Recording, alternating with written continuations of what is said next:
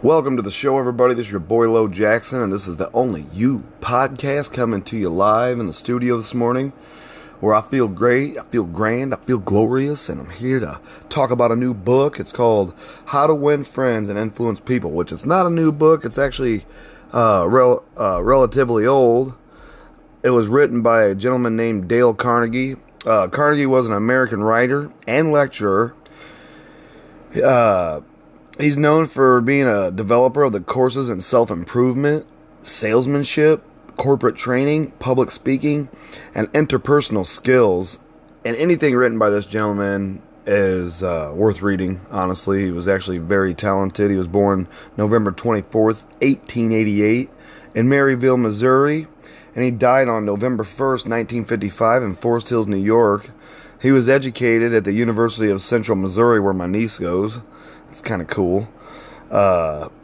He actually had children, and in reality, this gentleman was not related to Andrew Carnegie at all. And his real last name is Carnegie, but it is not spelled I-E like Andrew Carnegie, the huge steel mogul. It's actually E-Y, and he never changed his name. They considered it back then a stroke of marketing genius. When he sold his first book, he changed his last name to match that of the great Andrew Carnegie. The book today is How to Win Friends and Influence People. It was written by Carnegie in 1936, and it sold over 30 million copies. And you can find it on several different platforms for a great low price.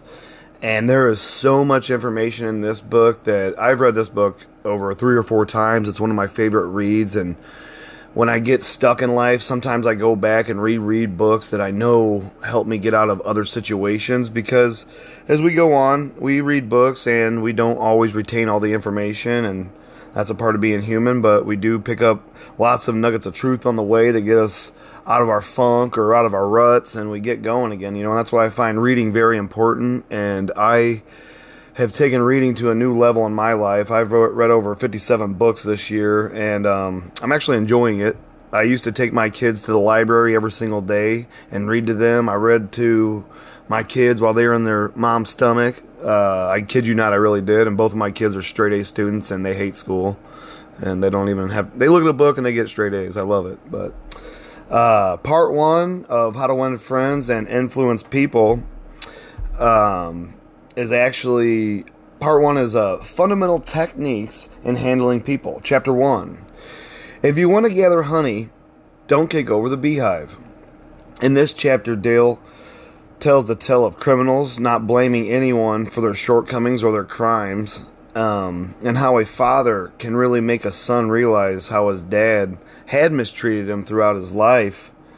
And it puts so much emphasis on the boy just being proper. And when I read this chapter, again, I realized that the father in 1936 was way more involved in how a man was raised than they are today. And I do blame the government for that and the Great Society for pushing the father out of the home in America. But we'll maybe get to that when I read a different book on Lyndon B. Johnson. Chapter 2 of this book is The Big Secret of Dealing with People. Sigmund Freud said, everything that you and I do springs from 2 motives. 1, the sex urge, which now we know today, most millionaires are made by changing their sex urge to a different type of energy, and it's like financial power energy. And I just threw that in there because I read a blog about it recently, and it was like mind-blowing. I thought, cool. Need to learn how to harness that real quick so I can get rich. The Desire to Be Great. 2 is The Desire to Be Great by John Dewey, one of America's most profound philosophers. Dr. Dewey said, the deepest urge is the desire to be important or to be significant. And I think that's for any human being out there. What do you want? You have urgency inside of you that will not go away and will not be denied. Most people want money, food, sleep, sex, or our children's well-being is one too. There is one that is seldom satisfied. It is what Freud called the desire to be great. Dewey calls the desire to be important. Charles Schwab once said, "I considered my abilities to arouse enthusiasm among my people my greatest success." And if you guys know anything about Charles Schwab, he was one bad dude, man. I love studying Charles because his personality and his character is a lot like mine, how I feel towards other people. Because I try to enter situations to learn more, because every single person out there has something to teach each of us every day. So, I'm striving this year to listen more and talk less, even though I love talking. I get paid the amount of money I do because I know how to deal with people. And this is Charles Schwab. The way to develop the best in people is by appreciation and encouragement. There is nothing else that kills a person's career faster than criticism. I never criticize anyone. I believe in giving a person incentive to work. I'm anxious to praise, but low to find fault. And in any kind of relationship, there's always a high love, low expectation person and a high expectation, low love person. And I truly do believe that. If I like anything, I am hearty in my approbation and lavish in my praise. And I try to be that way with people as well. And hopefully you do too. Average people do the exact opposite as Schwab. If they don't like something, they call out their subordinates. If they do like it, they say nothing.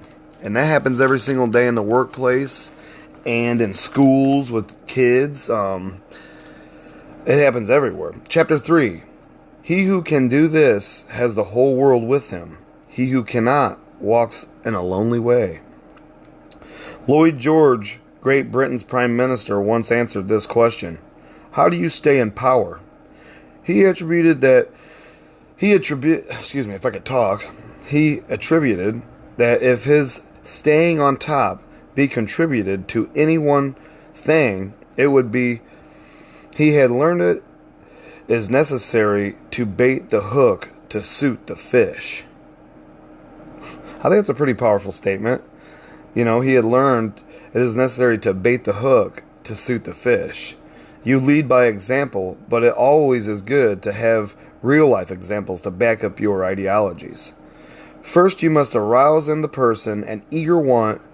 He who can do this has the whole world with him, and he who cannot walks in a lonely way. I find that so true. Part 2 of How to Win Friends and Influence People. Part 2 is 6 ways to make people like you. Chapter 1. Do this and you will be welcomed anywhere. You must become genuinely interested in people.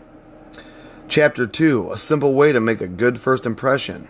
A famous department store once printed an ad in the newspaper during their yearly Christmas rush that read, "The value of a smile at Christmas. It costs nothing, but creates much. It enriches those that receive it without impoverishing those that give it away. And it's gone in a flash, but the memory may last forever. None are so rich they can get along without it, and none are so poor but are richer for its benefits. It creates happiness in the home, fosters goodwill in the business, and it is the countersign of friends. It is rest to the weary, daylight to the discouraged, sunshine to the sad, nature's best antidote for trouble. Yet it cannot be bought, begged, borrowed, or stolen. It has no earthly value until it has been given away. It is during the holiday season. If our people are too tired to give you a smile, may we ask you to leave one of yours? For no one needs a smile more than those who have none left to give. Principle 2. Smile. And I try this daily. And I think you could influence people and win friends automatically by smiles. When somebody smiles at me, hey, I got a smile. And you use more frowning muscles than you do smiling muscles. Everybody knows that. Chapter 3. If you don't do this, you're headed for trouble. You must remember to call people by their name. Principle 3. Remember that a person's name is the sweetest and most important sound in any language in the world. And in another book I do, the author, I think it's The Power of Habit, he talked about how FDR, Franklin Delano Roosevelt, a great president in the United States, had a comrade that he traveled on the first campaign to every single town, and he met so many people that the first campaign, they tallied that he had remembered by the end of the year 49,900 and some names. So the second campaign came around. The little guy that they had been paying to remember people's names would go into the town that FDR was campaigning in, and he would jump out in front of FDR and say, "Hey, how you doing, John?" John would say, "How you doing?" Then FDR would say, "Hey, how you doing, John?" John would be so starstruck by FDR that he would run home and tell his whole family, "You ain't gonna believe this. The president remembered me. He shook my hand, called me by name." That spread to all of his family members. So the next town came, the little guy jumped out and said, "How you doing, Annie?" And then FDR came in and said, "Annie, it's good to see you again." And Annie ran home and told her whole entire family, "You ain't gonna believe this. The president remembered me." And that is how FDR got ushered in on the second term of presidency, as the little guy that remembered 49,000 people's names. And there is no sweeter name than any name in the world than the name that your mother gave you. Chapter 4. An easy way to become a good conversationalist. If you want to know how to make people shun you and laugh at you behind your back, here's the recipe. Never listen to anyone for long. Talk obsessively about yourself. If you have an idea, don't wait for him or her to finish. Just burst right out. And tell them all like it is. We all know people like that. People that only talk of themselves, only think of themselves. Dr. Nicholas Murray Butler, longtime president of Columbia University, once said, these people are hopelessly uneducated. They are not educated, no matter how instructed they may be. So if you aspire to be a good conversationalist, be a good listener. To be interesting, you must be interested. Ask questions of the other person.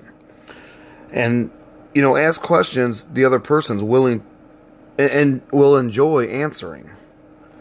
Encourage them to talk about themselves and their accomplishments. Remember, the people you're talking to are 100 times more interested in themselves than they are your problems. And they're more interested in their problems than they are your problems. And I find that to be true. So principle 4 is be a good listener. And I struggle with this too, because like I do the podcast on the 4 different behavior types surrounded by idiots, I'm a yellow. I can't help but talk all the time. I don't know how to be any other way. My behavior type will not allow me. So, in 1932 or 36, they knew about the DISC system, but these guys had not heard of it. They had not studied it, I'm sure. But today, I guarantee you, Mr. Butler would have a way different point of view than he did in 1936, I feel, but maybe not. Chapter 5, How to Interest People. Howard E. Herzog, a leader in employee communications, was once asked, and talking of understanding other people's interests, he said, "It pays off for both parties, and I always follow this principle." He was asked what reward he got from it. He responded, "Not only do I receive a different reward from each person, but that in general the reward had been an enlargement of his life each time he spoke to someone." So principle 5, talk in terms of the other person's interests. I find that really important, and I find in daily communications with relationships, whether it be in a loving relationship, a partner relationship, or a co-partnership, you must, talk in terms of the other person's interest, or the other person just is not interested in you at all. Chapter 6, how to make people like you. Talk to people about themselves, and they will listen for hours. And that has to be true, because if you talk to me about myself, I'm definitely going to be interested in you. I remember I was in a dance club one night on my 20th birthday in San Antonio, Texas. It was called the Atrium, which is no longer there. But there was an old man in there trying to save souls. He was trying to preach the word that night, and I was sitting down on this couch, resting for a minute before I got back up and danced. And he said, he found so much interest in me in 5 minutes that he handed me a $20 bill and told me happy birthday. I said, I couldn't accept this. He's like, please, it's the least I could do for your time. He said, I want to pay you for your time. And I found that really peculiar. He paid me $20 for 5 minutes of my time. And he was that interested in me, but I think it was for my birthday, but maybe he was a weirdo. All right, going on to chapter 6, y'all. How to make people like you. You talk to people about themselves, and they will listen for hours. Principle 6, make the other person feel important and do it with sincerity. Okay, that segment was 6 ways to make people like you. And I really found that those chapters were so important. And the first one was really, you had to be genuinely interested in people. The second principle, smile. Third principle, remember a person's name is the sweetest to them in the whole world. 4, be a good listener. 5, talk in terms of the other person's interests. 6, make the other person feel important. Make the other person feel important. And I feel like if you read this book like I've read it 3 or 4 times, and each time I find something really interesting about my life at that moment. And I've been reading it over the last couple of years, and I really do enjoy it, and I hope you guys will too. And the next part is chapter 1. You can't win an argument. You can measure the size of a person by what makes him or her angry. Listen first. Give your opponents time to talk. Let them finish. Do not resist, defend, or debate. This only raises barriers. Try to build bridges of understanding. Don't build higher barriers of misunderstanding. Don't build higher barriers of misunderstanding. Look for areas of agreement. When you're heard, your opponents outdwell first on the points and areas in which you agree. Look for areas of agreement. When you've heard your opponents, dwell first on the points and areas in which you agree. I wasn't understanding what I wrote there. Sorry, y'all. Be honest. Look for areas you can admit error and say so.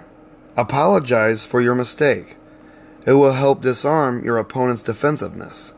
Carefully analyze your opponent's ideas. They may be right. And that's really important. I find that important in the workplace.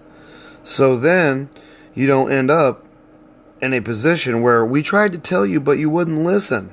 Anyone who takes the time to disagree with you is actually interested in the same things that you are. And I find that true in everyday occurrences as well. Chapter 2 is a sure way to make enemies and how to avoid it. Chapter 3 is if you're wrong, admit it. Chapter 4 is a drop of honey. Chapter 5, the secret of Socrates. Socrates, one of the world's greatest philosophers, did say something only a handful of men have been able to do in all of history. He sharply changed the course of human thought, and now, 25 centuries after his death, he is honored as one of the wisest persuaders whoever influenced this wrangling world we live in. His method. Did he tell people they were wrong? Oh no, not Socrates. His whole technique was actually, we call it now, the Socratic method. It was based on getting a yes response as he asked questions on which his opponent would have to agree.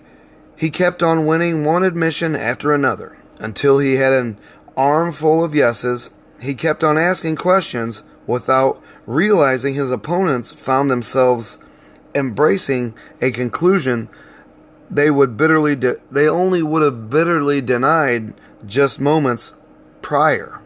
The next time we are tempted to tell someone they are wrong, let's remember the Socratic method. Ask the gentle question to get the yes response. A Chinese proverb once said, "He who treads lightly goes far." He who treads lightly goes far. Chapter 6. The safety valve in handling complaints.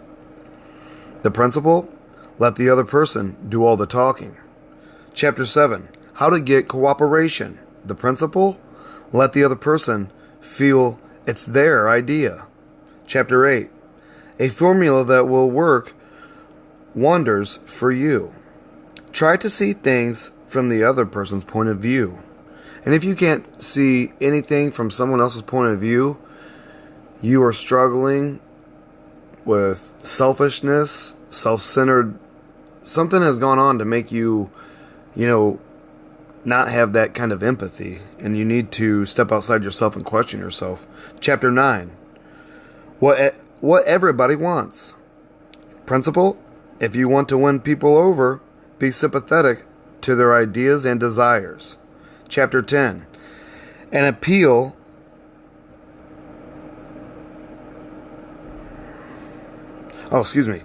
Chapter 10. An appeal that everybody likes. Chapter 11. Why don't you do it? Principle 11. Dramatize your ideas. Chapter 12. When nothing else works, try this. Principle 12. Throw down the challenge. There's no reason to keep up a challenge. That's what makes, that's what draws people away from many different types of interactions with people. Is when you don't throw down the challenges you put up, like the barriers, the walls you're building inside of yourself. Part 4 of this book is Be a Leader. And you guys, I'm not going to give the rest of this book away because I do encourage everyone to run out and buy it and read it, just like I have, because there are many, many great things to unpack in this book. There are chapters that he talks about so many different things that there is no way I could include it all. I try to keep these podcasts under like 25 minutes if I can. Once I go over, I feel like people are going to get bored. If you guys would leave me comments and let me know that you're not bored, I would do longer podcasts and put more information in here, but I'm not going to do that right now. So I am actually going to read off the chapters at this point because there's 9 left, and I don't want to give them away because this part of the book is the part that can teach you so much, and I really do believe that. It taught me in the beginning when I first got offered a management position. I had been in the midst of reading this book, and I got to these chapters, and at the time, it really helped me deal with so many different personalities and characters and hardships that people go through that they bring into the workplace that they don't even realize that they're bringing in, that's causing so many different problems. And I know I'm guilty of it sometimes too. Part 4 is Be a Leader. Chapter 1. If you must find fault, this is the way to begin. It's 10 minutes and 53. It's like a 10-minute or 11-minute read, Chapter 1. Chapter 2, How to Criticize and Not Be Hated for It. It's like an 8-minute read. Chapter 3, Talk About Your Own Mistakes. If you can't talk about your own mistakes, you're not going to empower anybody, because a lot of times when you say your mistakes out loud, you really do learn from them, because nobody's going to believe anything more than you believe yourself. It comes out of your mouth and goes back into your ears as factual information to you. Just like, there's no sweeter name in the world than your own name, kind of. Chapter 4 is no one likes to take orders. Chapter 5, let the other person save face. Chapter 6, how to spur people on to success. Chapter 7, give a dog a good name. Chapter 8, make the fault seem easy to correct. Chapter 9, making people grand to do what you want. And I do believe that this part of this book will give you lots of encouragement in your everyday lives with your children, with your lovers, and with your friends. I encourage everybody to go out and get the book, How to Win Friends and Influence People, the first and still the best book of its kind to lead you to success. And that's by Dale Carnegie. And it is on every platform out there. It has been around since 1936, so please rush out and buy it. Thank you for listening to my podcast. Thank you for following me. And thank you all for sharing me with your friends. It really does mean a lot to me. I'm enjoying doing this. I know I stutter and stumble through my words. I'm sorry, but I'm doing it live, and I don't feel like I want to edit it because it's really me. And if you don't like it, I did edit one recently, and I thought it turned out well, but nobody commented on it, so I went back to just doing it live. If you would tell me to edit it and stop stuttering, I would, or I'd try my best. Thank you for listening. It's your boy Lo Jackson. I'm coming to you live, and I hope you come back for my next book read and review.